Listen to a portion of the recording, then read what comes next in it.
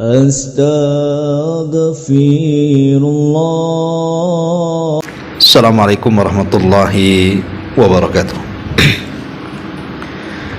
Alhamdulillah wassalatu wassalamu ala rasulillah wa ala alihi wa sahbihi wa mawalah wa la hawla wa la quwata illa billahi wa ba'du. Alhamdulillah, di siang hari ini kita bisa kembali duduk untuk bertalabul ilmi, dan kita masih melanjutkan kitab Tauhid, dan kita masuk pada bab ke-52, larangan mengucapkan assalamu ala Allah.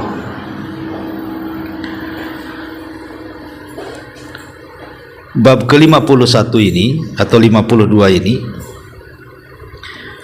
masih ada hubung kait dengan bab sebelumnya tentang pentingnya mengagungkan nama dan sifat bagi Allah Subhanahu wa ta'ala.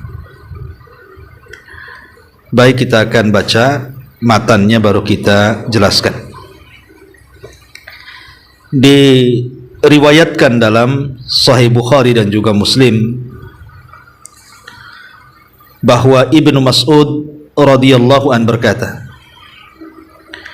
kunna ma'an nabi sallallahu alaihi wasallam fi sholati qulna assalamu ala Allah min ibadihi, assalamu ala fulanin wa fulanin.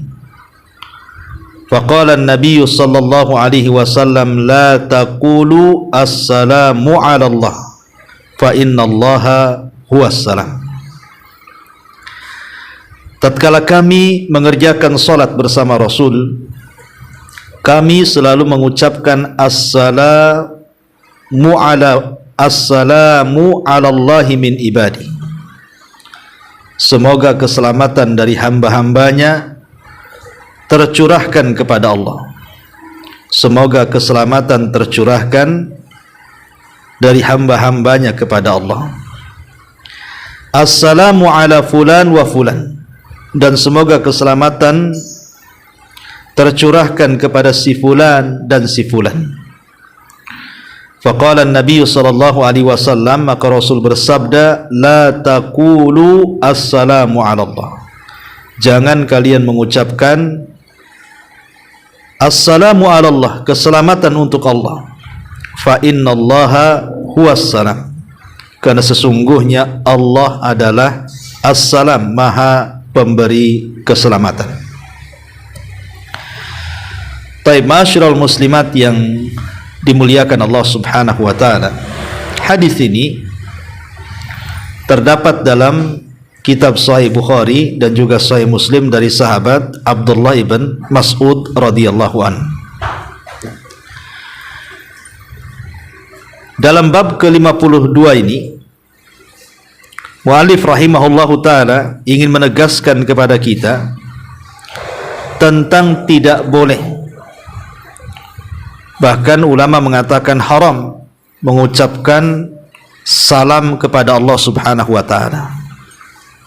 Kenapa demikian? Karena kalimat assalam itu memiliki dua pengertian. Pengertian yang pertama, maksudnya ketika kita mengucapkan salam artinya kita menghormati. Dengan bahasa lain kita mengucapkan tahiyat, pengagungan atau penghormatan. Tetapi ada makna lain daripada kalimat assalam ketika kita mengucapkan assalamu alaikum. Maksudnya salam di sini artinya keselamatan, lawan daripada ketidakselamatan. Lah, karena ada dua makna. Pertama, makna salam itu artinya memberikan penghormatan. Yang kedua, makna salam itu artinya mendoakan keselamatan. Maka tidak boleh seseorang itu mengucapkan salam kepada Allah, karena seolah-olah Allah itu tidak selamat dan harus didoakan keselamatan. Dan ini mengurangi hak-hak Allah subhanahu wa ta'ala, karena Allah itu zat yang sempurna, baik secara zatnya, baik secara sifatnya, baik secara perbuatannya, baik secara hukum-hukum yang diberikan kepada hamba-hambanya. Allah itu maha sempurna. Sementara selamat itu lawan daripada ketidaksempurnaan. Lah di zaman Nabi SAW, ketika para sahabat salat bersama Nabi, kebiasaan para sahabat mereka mengucapkan assalamu ala Allah min ibadihi. Semoga keselamatan dari hamba-hambanya tercurah kepada Allah.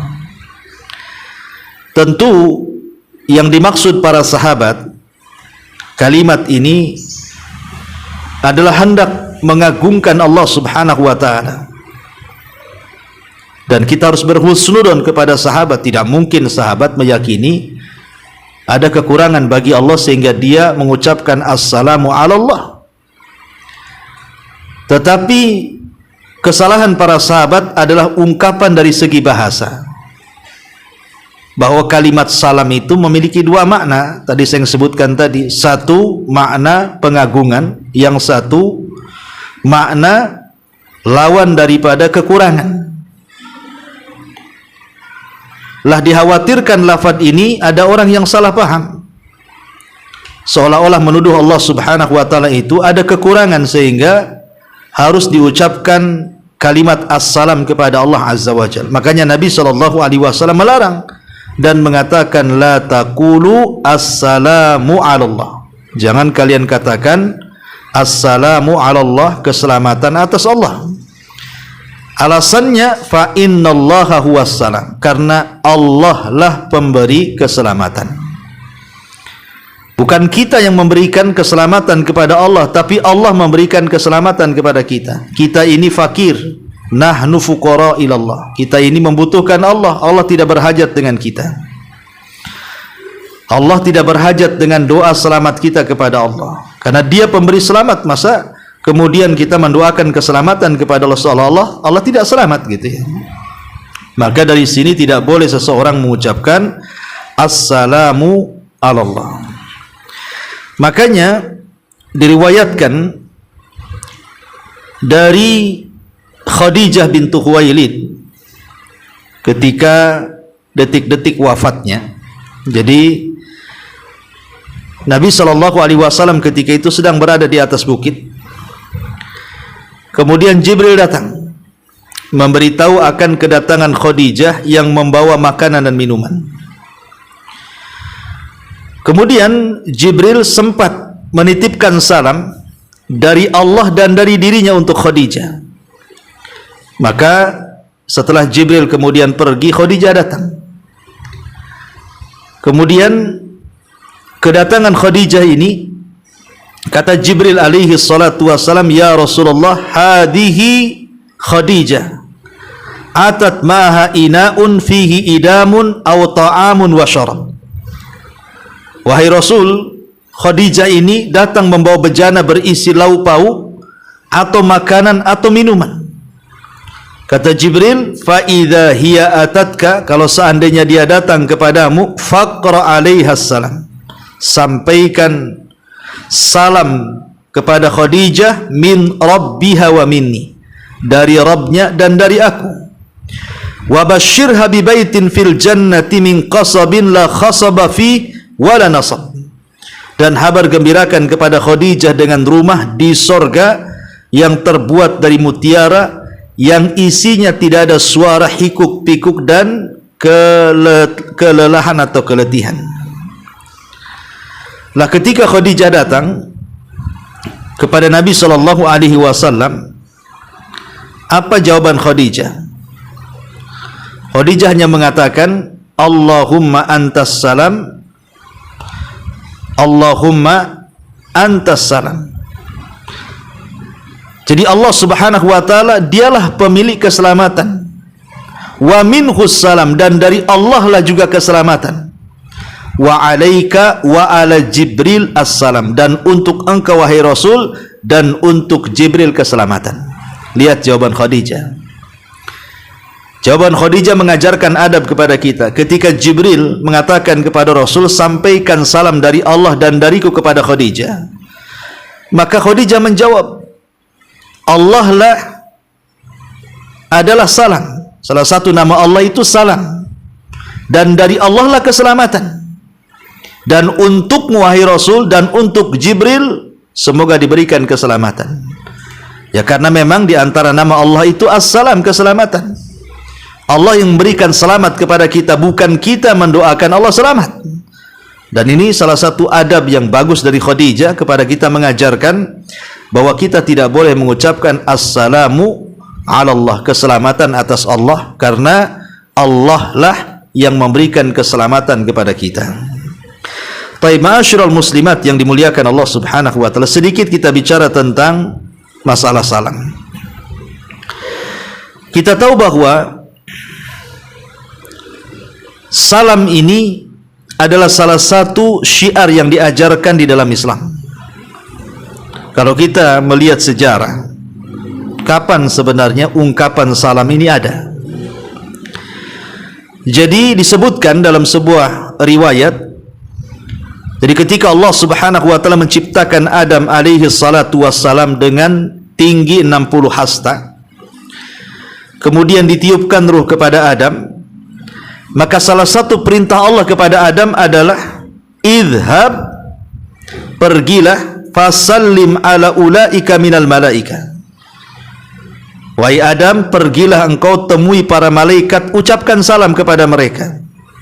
Fastami ma yuhayyunaka, kemudian dengarkan kira-kira malaikat itu akan menjawab seperti apa. Setelah engkau mengucapkan salam kepada mereka, kau perhatikan jawabannya. Maka kemudian Adam pun mendatangi para malaikat, kemudian mengucapkan salam, Assalamualaikum, keselamatan kepada kalian wahai para malaikat. Maka para malaikat menjawab, Assalamualaika wa rahmatullah, semoga Allah memberikan keselamatan kepadamu wahai Adam, dan semoga Allah Subhanahu wa taala memberikan rahmat kepadamu. Dari sini kita tahu bahwa salam itu adalah, kalau dilihat daripada sejarah, sudah ada sejak zaman Nabi Adam diciptakan.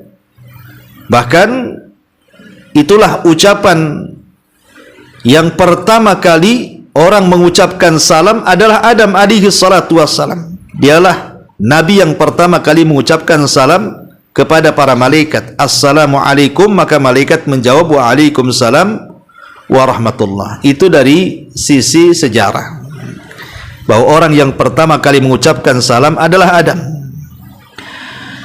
Lah kemudian Allah Subhanahu wa taala mengatakan salam itu adalah tahiyyatuka wa tahiyyatu ummatika. Salam itu akan menjadi penghormatan dirimu dan penghormatan kepada umatmu. Maka dari situlah kemudian salam menjadi syiar sejak zaman dulu sampai kepada zaman kita diutusnya Nabi sallallahu alaihi wasallam. Salam itu bagian daripada syiar Islam. Ma'asyiral muslimat yang dimuliakan Allah Subhanahu wa taala, kenapa demikian? Salam itu bagian daripada tahiyat, penghormatan yang Allah berikan kepada Rasul kita dan juga umatnya. Sampai-sampai Nabi SAW memerintahkan kita untuk menyebarkan salam. Begini Bu ya, ada 3 kaidah yang penting ketika kita memahami kalimat salam itu. Yang pertama, Allah Subhanahu wa taala dan Rasulnya telah mensyariatkan kepada kita sebuah penghormatan yang membedakan kita dengan agama-agama di luar daripada Islam. Jadi Allah dan Rasulnya sudah mensyariatkan kepada kita satu penghormatan yang berbeda kita dengan umat-umat sebelum kita, dengan agama di luar daripada umat Islam, sehingga ucapan salam itu tidak bisa diganti. Ketika kita diajarkan untuk mengucapkan Assalamualaikum warahmatullahi wabarakatuh, maka ini sifatnya tauqifiyah, terima jadi, tidak boleh diganti dengan bahasa-bahasa yang lainnya. Karena sekarang ini sudah mulai ada pergeseran, ucapan salam itu diganti dengan sabahul khair, masaul khair, selamat pagi, selamat siang, selamat petang. Ini bukan bahasa-bahasa Islam. Ya, bahasa kita ini assalamualaikum. Yang lebih herannya apabila ibu ini nelpon, kebiasaan jelek nih kadang-kadang kalau nelpon. Pertama kali ucapan itu bukan assalamualaikum, tetapi halo. Nah, ini kan ada tuh. Halo, halo, nah, gitu. Nggak dijawab, halo, halo gitu. Nah, maka yang pertama kali Bu, jangan mengucapkan halo, apalagi sampai berkali-kali halo tuh. Tapi ucapkan assalamualaikum. Baru setelah itu halo. Nah, gitu Bu ya. Jadi salam dulu baru halo. Nah, itu yang pertama, kan ini syiar masalahnya ya. Sebelum mengucapkan halo tuh assalamualaikum dulu, baru halo gitu ya. Kalau tidak dengar atau nggak nyambung. Ini yang pertama. Nah, kenapa demikian? Karena begini Bu ya, ada hadis yang mengatakan ketika Nabi SAW sedang duduk, datang seorang laki-laki kepada Nabi SAW kemudian mengucapkan salam. Kemudian Nabi SAW menjawabnya, kemudian duduk. Maka Nabi SAW mengatakan asyarun, maka orang itu akan mendapatkan 10 kebaikan. Jadi kalau orang itu mengucapkan assalamualaikum titik sampai di sini, maka kata Nabi SAW orang itu dapat 10 kebaikan. Kemudian datang lagi orang lain mengucapkan assalamualaikum warahmatullahi ditambah dengan warahmatullah, maka kata Nabi SAW ishrun, dia dapat 20 kebaikan. Kemudian datang lagi orang yang ketiga mengucapkan assalamualaikum warahmatullahi wabarakatuh, kata Nabi SAW thalathun, maka dia mendapatkan 30 kebaikan. Coba bayangkan Bu, kalau ibu nelpon kemudian ibu mengucapkan assalamualaikum warahmatullahi wabarakatuh, ibu sudah mendapatkan 30 kebaikan. Karena assalamualaikum 10 kebaikan, assalamualaikum warahmatullahi 20 kebaikan, assalamualaikum warahmatullahi wabarakatuh 30 kebaikan. Jadi kalau ibu kemudian nelpon mengucapkan assalamualaikum warahmatullahi wabarakatuh, dengan ibu telpon halo halo halo, kan beda Bu. Kalau ibu telpon halo halo halo tidak dapat apa-apa lah. Tapi kalau ibu mengucapkan assalamualaikum, 10 kebaikan dapat. Assalamualaikum warahmatullahi dapat pula 20 kebaikan. Assalamualaikum warahmatullahi wabarakatuh dapat 30 kebaikan. Kan sayang hilang 30 kebaikan itu. Ya, assalamualaikum, kalaupun nggak nyambung kan ibu sudah dapat kebaikan tuh. Pemanya nelpon, assalamualaikum, nggak nyambung, mungkin orang itu lagi nelpon ke tempat lain kan biasanya kan nggak nyambung tuh. Walaupun tidak nyambung dan tidak dijawab, ibu sudah mendapatkan 30 kebaikan kalau mengucapkan secara lengkap. Kan lumayan bukan? Ya. Ini yang harus dipahami. Jadi kaidah yang kedua adalah salam itu tahiyatul Islam, penghormatan dalam Islam, dan setiap mengucapkan dapat banyak kebaikan. Kemudian yang ketiga, sunnah hukumnya menyebarkan salam. Menyebarkan salam, mengiklankan salam, karena ini bagian daripada syiar. Bahkan seorang laki-laki pernah bertanya kepada Nabi SAW tentang Islam yang baik itu seperti apa. Rasul, Islam yang baik itu seperti apa? Maka Nabi SAW mengatakan tut'imut ta'ama wa taqra'us salama ala man arafta wa man lam ta'rif. Kata Rasul, Islam terbaik itu engkau memberikan makan kepada orang yang membutuhkan dari fuqara wal masakin, dan engkau melemparkan salam baik kepada orang yang kau kenal atau yang tidak kau kenal. Selama zahirnya muslim, kita ucapkan salam. Lah inilah kenapa kemudian salam itu menjadi syiar dan kita dituntut untuk menyebarkannya. Ya, apalagi kalau kita lihat keutamaan salam ini luar biasa. Pertama, salam ini ketika kita mengucapkan salam itu di antara sebab terbesar seseorang dimasukkan ke dalam surga. Kata Nabi SAW, ya ayyuhan nas, abshus salam wa at'imut ta'am wa sallul arham wa sallu bil laili wan nas niyam tadkhulul jannata bis salam. Wahai manusia, sebarkan salam. Lihat yang pertama kali, sebarkan salam, kasih makan, hubungkan silaturahim, salat malam ketika manusia sedang tertidur. Kata Rasul, kalian akan masuk surga dengan selamat. Dari sini kita tahu bahwa penyebab terbesar orang masuk surga itu juga salah satunya menyebar salam. Ini yang pertama. Yang kedua, mengucapkan salam dan menyebar salam ini dalam rangka melaksanakan sunnah. Berdasarkan hadis Abi Ammarah Bara ibn Azib radhiyallahu an, dia mengatakan, amarana Rasulullah sallallahu alaihi wasallam bisab'in. Rasul memerintahkan kami dengan 7 perkara.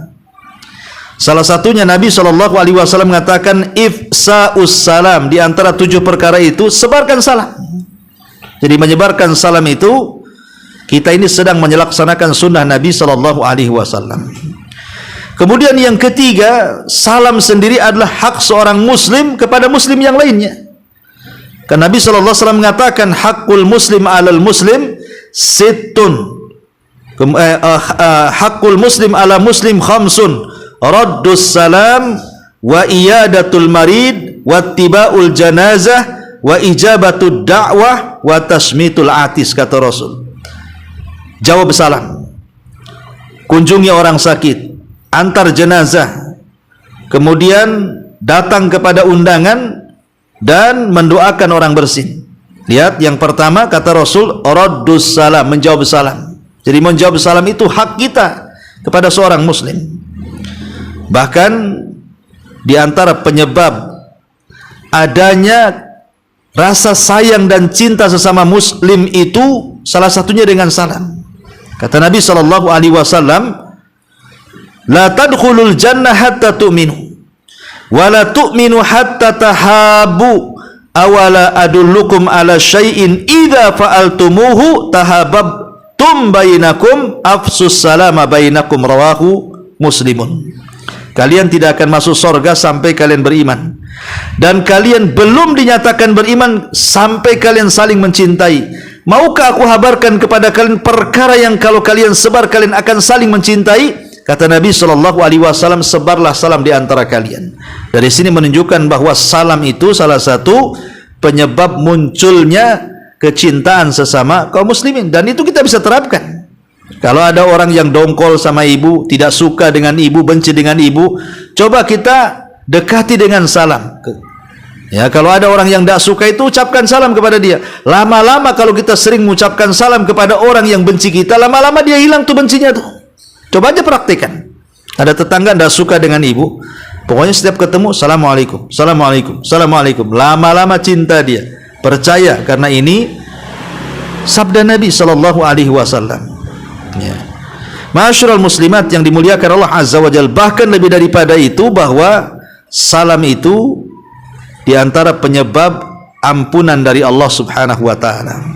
Kata Nabi SAW, innal mu'min idza laqiyal mu'min fasallama alaihi wa akhadha biyadihi fasafahahu tanatharat khatayahuma kama yatanathara waraq asyajari. Apabila seorang mukmin berjumpa dengan mukmin yang lainnya, kemudian mengucapkan salam, kemudian memegang tangannya, kemudian merangkulnya, maka kesalahan-kesalahannya akan gugur seperti daun yang gugur dari pohon. Lihat. Jadi salam ini juga penyebab rontoknya kesalahan kita, dosa-dosa kita. Maka jangan bakhil dengan salam. Ya. Apalagi sebenarnya salam itu sendiri terkandung padanya doa 3 loh. Pertama doa keselamatan, yang kedua doa rahmat, yang ketiga doa berkah. Bayangkan kalau kita datang ke orang, tolong doakan saya, belum tentu dia mau doakan kita. Tapi kalau kita mengucapkan salam assalamualaikum, pasti dia jawab waalaikumsalam warahmatullahi wabarakatuh. Dengan sendirinya dia mendoakan kita itu dengan jawaban salam tuh. Dan kita di dunia itu, kita memerlukan 3 perkara ini. Pertama, selamat hidup kita, selamat tidak sakit, selamat tidak hancur usahanya, selamat tidak nakal anak-anaknya, selamat berkah, pokoknya selamat dari segalanya. Itu kan kita yang dikehendaki, ya. Ataupun rahmat, siapa yang tidak berkehendak dengan rahmat? Wong kita masuk surga itu karena rahmat Allah, termasuk berkah. Berkah itu walaupun sedikit tapi cukup gitu ya, itulah berkah. Lah, jadi jangan pernah bakhil mengucapkan salam. Nah, karena kita ini makhluk yang lemah, perlu keselamatan dan perlu doa keselamatan dari orang lain. Maka biasakan ucapkan salam supaya kita mendapatkan doa balik dari orang yang kita sebarkan salam. Maka dia kalau kita katakan assalamualaikum, semoga Allah menjaga kamu, memberikan keselamatan kepadamu, nanti dia akan menjawab dengan jawaban yang sama kan, mendoakan keselamatan bagi kita. Jadi kalau kita mengucapkan salam, secara otomatis kita didoakan keselamatan oleh orang yang menjawabnya. Lah kebanyakan orang tidak paham bahwa mengucapkan salam itu penting dalam Islam. Mengucapkan salam itu penting dalam Islam. Kenapa? Karena di balik kalimat salam itu, kalau kita pahami, hakikatnya kita sedang mendoakan orang, dan didoakan orang kita dijaga hidupnya. Kita pengen dijaga hidup kita ini kan, selamat dari ini, selamat dari penyakit, selamat dari kemiskinan, selamat dari, pokoknya selamat dari segala-galanya kan. Jadi kalau kita paham tentang makna salam, sebenarnya orang tidak mungkin bakhil tuh dengan salam itu. Tapi karena orang tidak paham, soal itu hanya kebiasaan saja assalamualaikum, jadi ya terkadang mengucapkan salam, terkadang diganti dengan hello, terkadang diganti dengan selamat pagi, selamat petang, karena tidak paham itu bahwa di balik ucapan salam itu hakikatnya kita sedang meminta kepada Allah agar kita dijaga, agar kita dapat keselamatan, ya. Tetapi yang harus dipahami bahwa ada beberapa hukum bicara tentang salam ini, diantaranya yang mengucapkan salam sunnah dan yang menjawab wajib. Ya, ibu kalau ada orang yang mengucap salam, sebenci apapun ibu kepada orang yang mengucapkan salam, ibu harus jawab kalau tidak berdosa. Karena yang mengucapkan salam pertama sunnah, dan yang menjawab itu hukumnya wajib. Yang kedua, salam itu tidak boleh dalam hati. Orang nggak dengar. Ya, tadi saya sudah salam, kok nggak dijawab? Kapan? Dengar pun tidak. Ya, jadi salam itu dikeraskan. Salam itu dikeraskan. Ya, makanya dulu ada kisah Abdurrahman bin Auf, kalau tidak salah Abdurrahman bin Auf ya. Jadi dia masuk ke masjid. Kemudian di situ ada Utsman ibn Affan radhiyallahu mengucapkan salam. Utsman tak mau jawab. Akhirnya Abdurrahman bin Auf ini mengadu kepada Umar. Kenapa aku mengucapkan salam, kok Utsman tak mau jawab katanya. Akhirnya kemudian Umar pun memanggil keduanya. Kata Umar, hei Utsman, tadi loh Abdurrahman mengucapkan salam, katanya kau tak jawab. Kata Utsman, saya enggak dengar kok, saya enggak tahu. Saya lagi melamun katanya. Kalau aku dengar pasti ku jawab katanya. Kemudian Abdurrahman mengatakan, sungguh aku sudah mengucapkan salam 3 kali, tapi dia tak mau jawab. Akhirnya kemudian Utsman tetap mengatakan, aku tak dengar, aku tak tahu, aku sedang melamun. Kemudian Utsman menceritakan, aku sebenarnya melamun akan doa yang pernah diucapkan Rasul. Siapa yang berdoa pasti dikabulkan dengan doa itu. Ketika itu Rasul sibuk dengan orang Badui sehingga tidak tersampaikan doa itu. Aku bingung doanya seperti apa lafadznya. Rupanya Abdurrahman bin Auf mengatakan, oh iya, aku masih ingat karena aku ketika itu ada di situ. Kemudian Abdurrahman bin Auf mengatakan, Rasul pernah mengatakan yang dimaksud doa yang dibaca dalam setiap doa dan dengan sebab itu doa kita akan mustajab adalah da'watu dhinun. Maksudnya doanya Nabi Yunus dalam perut ikan.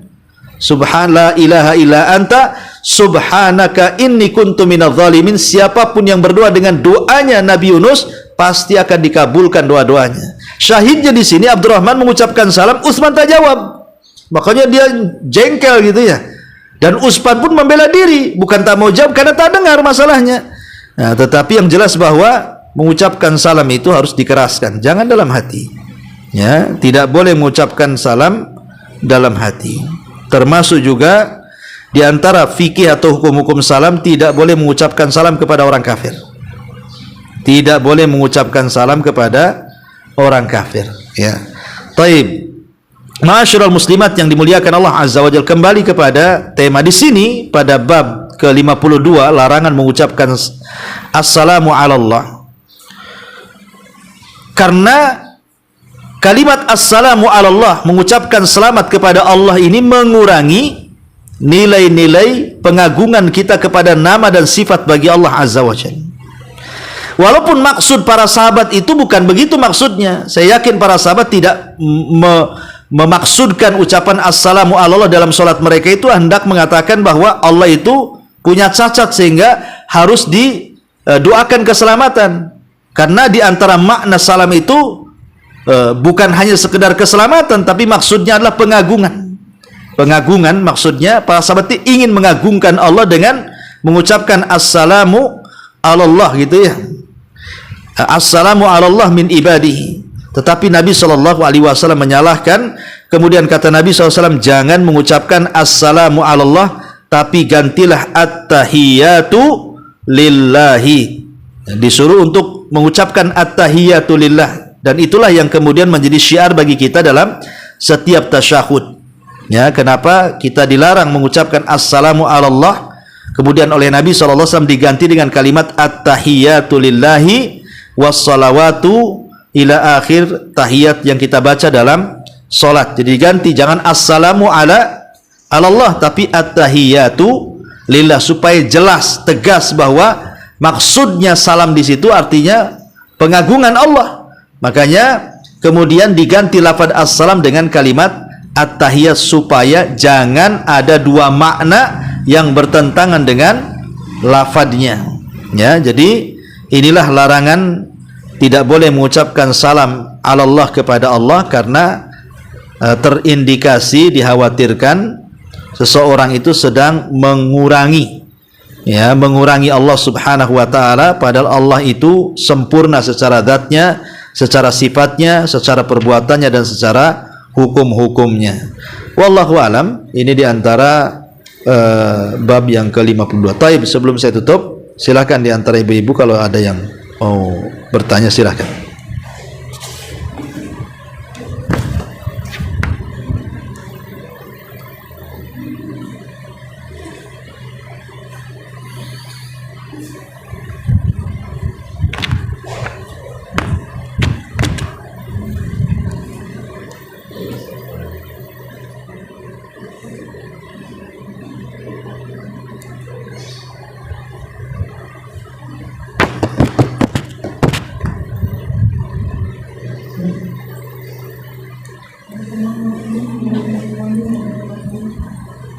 Waalaikumsalam warahmatullahi wabarakatuh.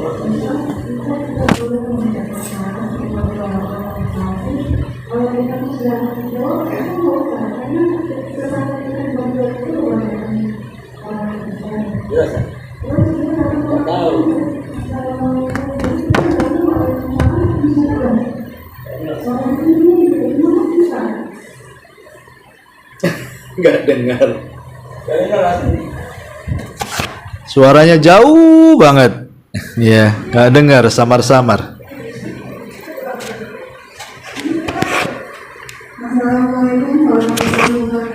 Iya, waalaikumsalam warahmatullahi wabarakatuh. Tidak boleh menjawab salam dari kita tidak boleh menjawab salam kepada orang Muslim. Kalau kita menjawab karena tak tahu sebenarnya, karena di bagian kita banyak orang Kristen. Jadi kita datang ke rumah kita mengucapkan salam, gitu, assalamualaikum, gitu. Iya. Waalaikumsalam, pas kita buka pintu, loh, Non Muslim. kita duduk di mana gitu? Iya. Ini juga jadi pembahasan para ulama tentang hukum menjawab salam dari orang non-muslim. Karena begini, di zaman Nabi SAW orang Yahudi itu selalu mengejek Nabi dengan salam. Tetapi salam yang diucapkan orang Yahudi kepada Rasul itu dibuat seolah-olah lafadznya hampir mirip tetapi maknanya makna yang sangat bahaya. Jadi orang Yahudi kalau ketemu Rasul bukan assalamu alaikum tetapi assammu alaikum. Itu kan mirip-mirip tuh. Kalau assalamu alaikum artinya keselamatan, kalau assammu alaikum artinya kebinasaan. Seolah-olah semoga Allah membinasakan kamu, assammu alaikum. Sam itu diambil dari racun. Maka Nabi SAW menjawab, wa alaika, engkau aja yang binasa.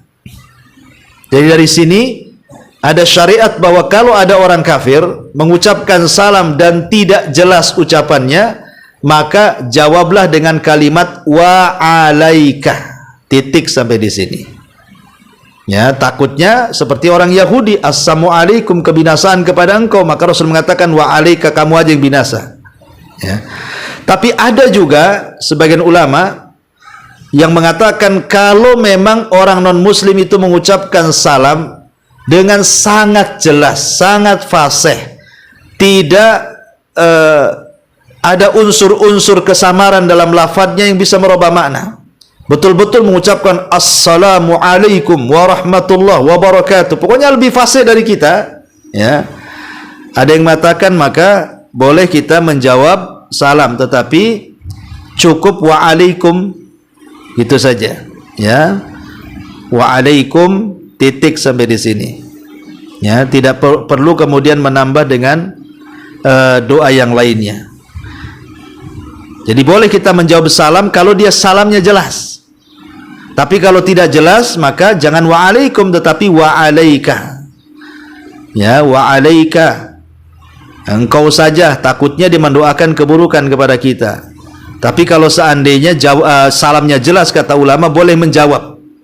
Boleh menjawab dengan jawaban. Kalau dia assalamualaikum, ya kita jawab waalaikumsalam, gitu saja. Kalau memang dengan jelas. Walaupun demikian, tetap yang lebih baik kita cukup mengucapkan wa alaika saja.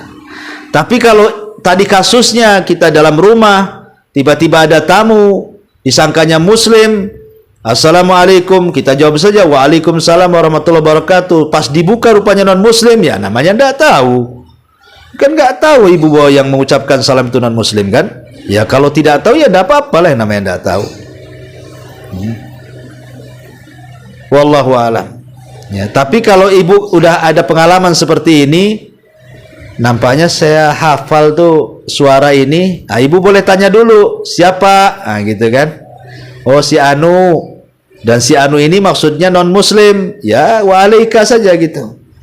Tapi oh si Anu maksudnya muslim, baru ibu jawab waalaikumsalam warahmatullahi wabarakatuh. Ya, wallahu a'lam.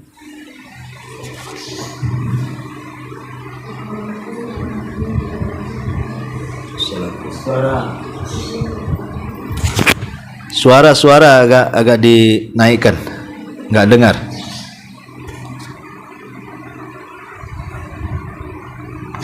Jangan bisik-bisik.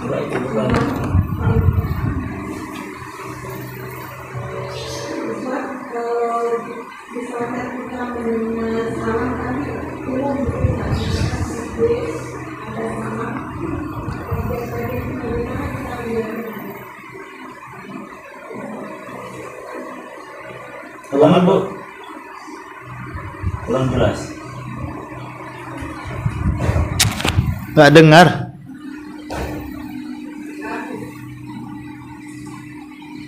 Diulang, ulang. Iya, waalaikumsalam warahmatullahi wabarakatuh.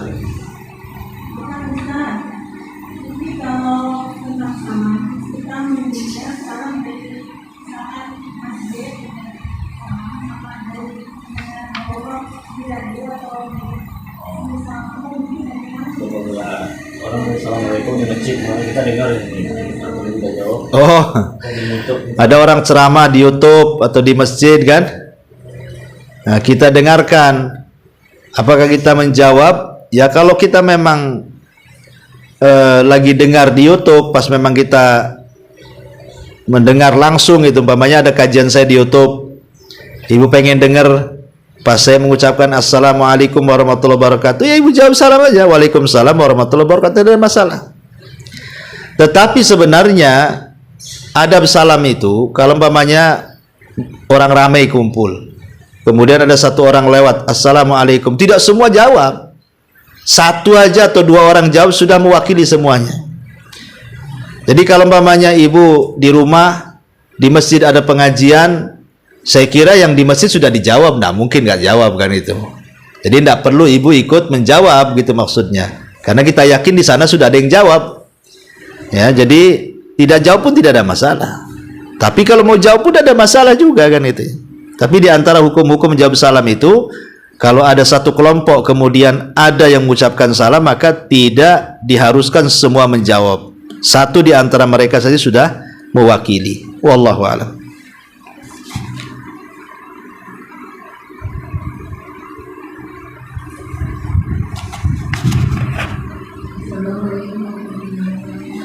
Waalaikumsalam warahmatullahi wabarakatuh.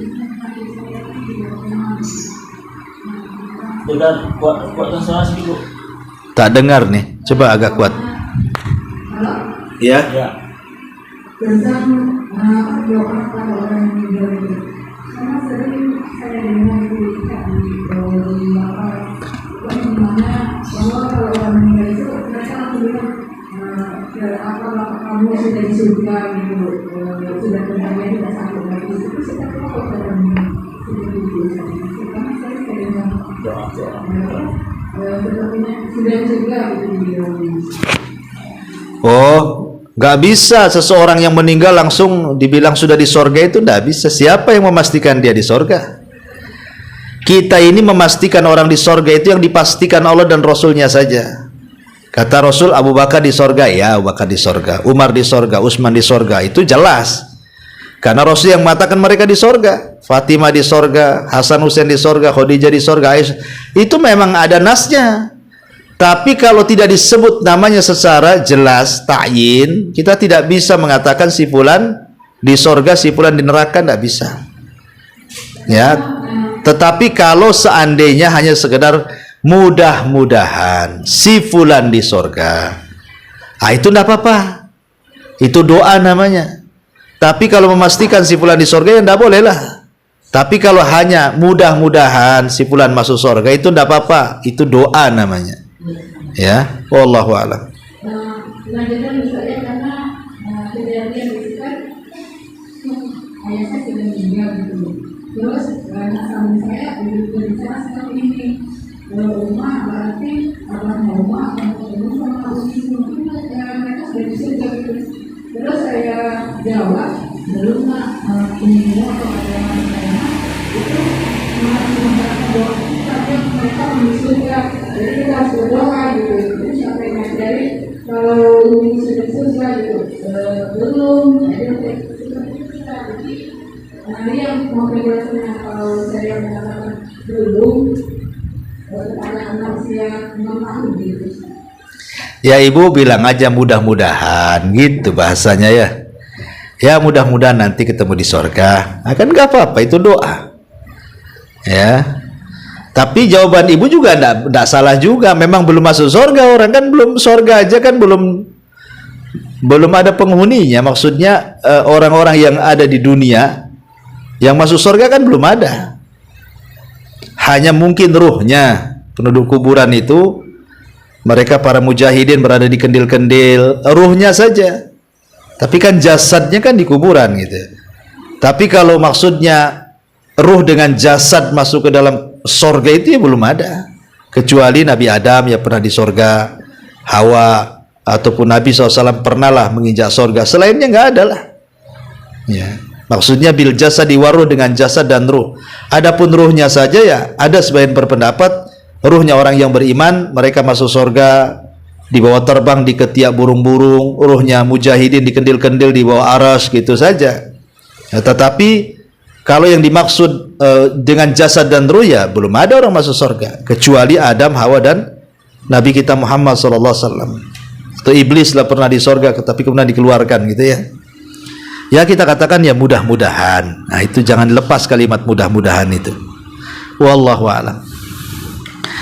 Baik, saya kira cukup sampai di sini. Mudah-mudahan ada manfaatnya. Subhanallah bihamdika asyhadu an la ilaha illa anta astaghfiruka wa atubu ilaik. Wallahu ta'ala. Assalamualaikum warahmatullahi wabarakatuh.